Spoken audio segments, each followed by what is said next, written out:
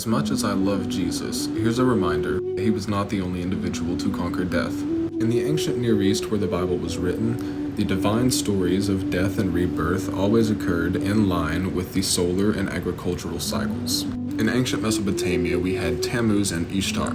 Tammuz was the sun god and Ishtar was the earth goddess. Each winter, Tammuz died to be reborn every spring, and his wife Ishtar followed him. And I mean, this is evident to be a allegory for the seasons, but it goes way deeper than that. This is a transverse wave or a sinusoidal wave. Everything in this reality is created out of transverse waves, just like this. These are the waves in quantum physics, and the particle is the part of the wave as it's traveling through time in the present moment. It also just so happens to be the solar ecliptic, which everything is a fractal of.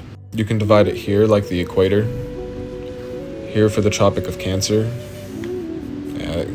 just ignore that, and here for the Tropic of Capricorn. This wave can then be broken up into 12 divided pieces. These divided slices are all ruled by each different member of the zodiac, the constellations along the solar ecliptic, as so. Now, if you don't know all these symbols right now, they're not all too important. What's important to note is that this is the summer solstice, so it's the middle of summer. Right here is the winter solstice, the spring equinox, and the fall equinox returns back to spring.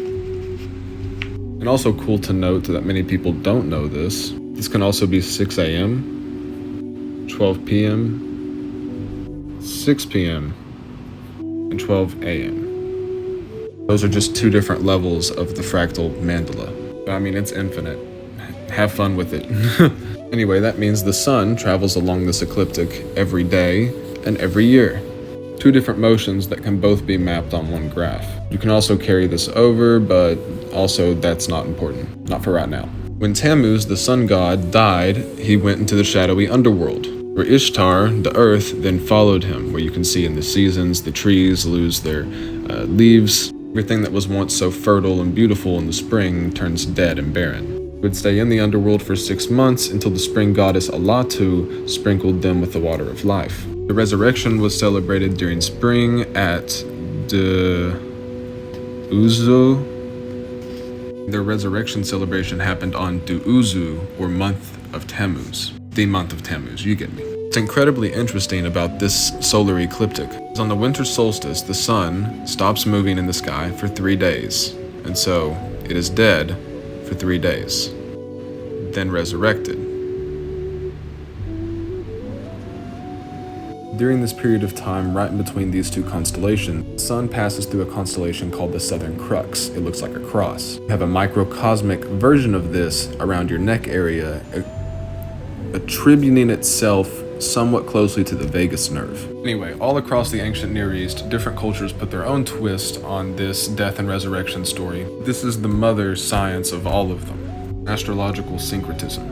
Frisians told the tale of Attis, who was brought back to life on the spring equinox by Cybele, their fertility goddess. It might have been pronounced Cybele, sorry.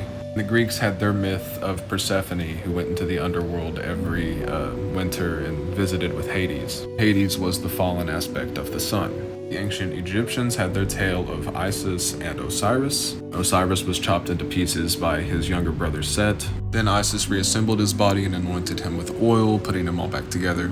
Same story in just a different way. It's also relayed in the self-sacrifice of Odin on the Yggdrasil tree.